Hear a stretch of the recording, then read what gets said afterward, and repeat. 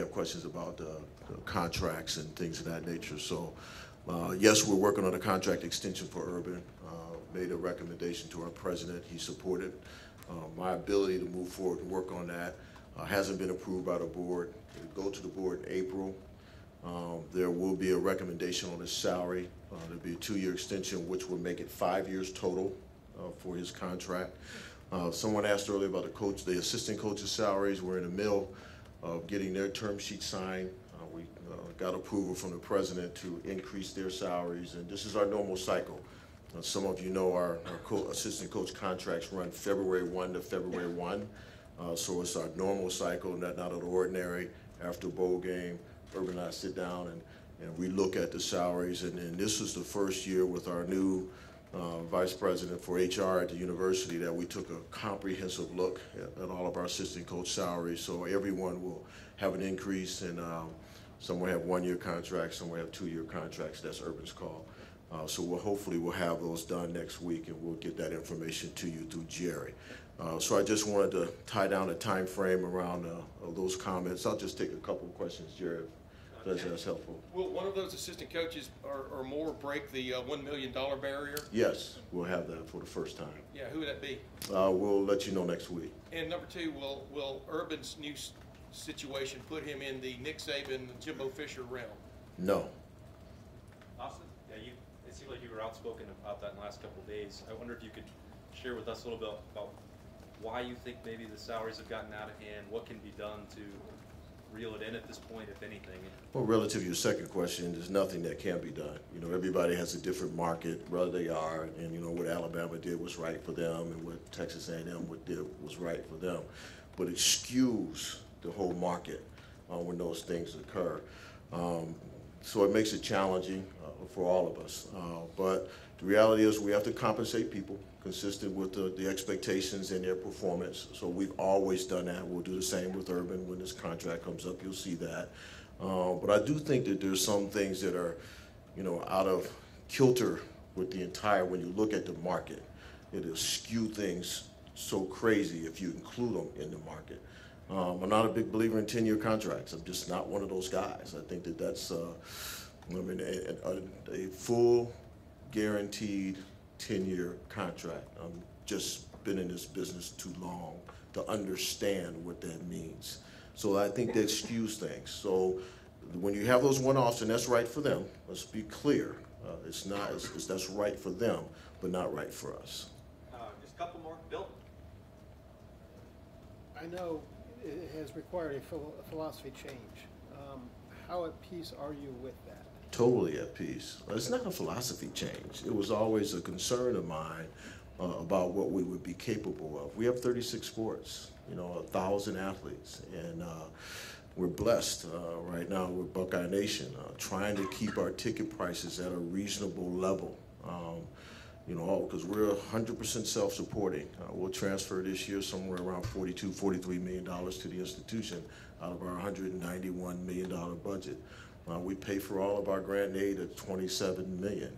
But if you strive for excellence for every sport you have, and I think we're somewhere around 15 or 16 sports in the top 20 right now, if you strive for that, then you financially have to be able to do that. And we're 36, 37% of our budget is personnel and salaries.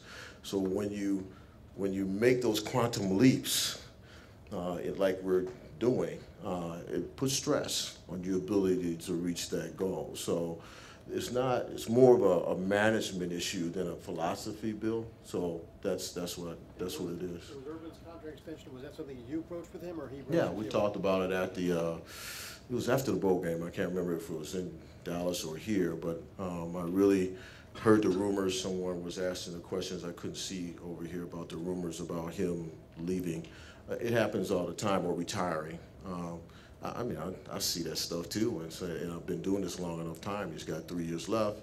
You know, it probably hurts in recruiting, so we need to sit down, and I brought it to him and said, hey, we need to talk about an extension in order to alleviate some of those concerns. And I know how healthy he is and how excited he is to be here, and so we just need to deal with that. So I got approval from the president to move forward. And last question, Ari? Just because you just mentioned it. Yeah. Nice hat, Ari. I appreciate that. I like your blazer, or I mean your pullover. Thank you.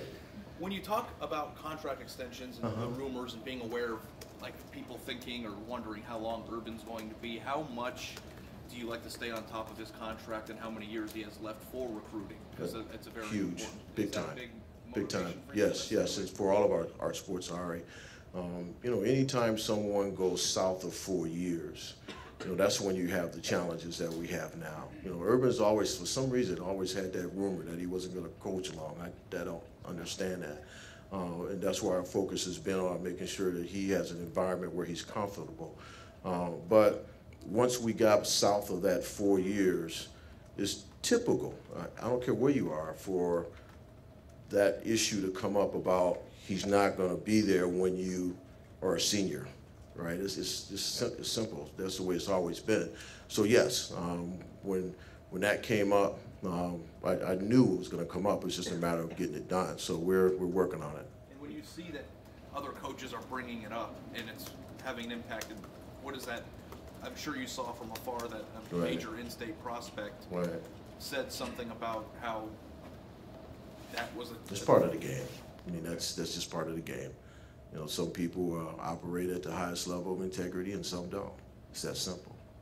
We have one last question. Steve? Gene, guy asked about basketball, just a crazy question. Oh my God. 20 wins, the team is ranked in what should have been a transitional rebuilding type Unbelievable. year. Just, I know they're still in the middle of this. They got a big game Right, today. big game but tonight, yeah. Just, has this gone about as well as you could have possibly hoped so far? I planned it this way. What's wrong with you?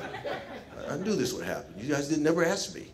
But no, you know, it's phenomenal. You know, no one could have a crystal ball and see what we're blessed to have now. But you guys, what I'm about to say, you know, his teaching, his coaching has been phenomenal. His transition in, I can't stress enough about how well he managed that transition in. It was phenomenal. If you go all the way back to, you know, we didn't have the press conference, I think, to that following Monday, but he flew in on Friday before the press conference and spent time with those young men in that locker room. That was a pivotal moment because that's where the trust began. That's where the trust began. And his ability to work with them individually and develop that bond individually, huge. And empower them to have ownership in some of his early decisions. He made some tough early decisions. You know, it's some personnel decisions that were tough. But he empowered them to be a part of that process. So the leadership in JT and Keita, you know, couldn't be better. But then you watch the teaching, the extra pass, focusing on minimizing turnovers. You know, we knew going into the Illinois game what that would be. That was a grind, a dogfight, the toughness. You know, the Butler game, that loss was about toughness.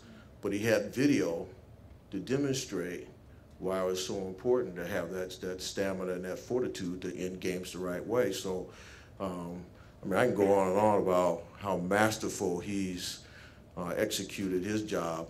It's fun to watch, excited about it. I'll probably be punching the TV tonight after I drink a Diet Coke and go from there. So thank you. Hopefully I answered everybody's questions. Thank you so much. Ari, you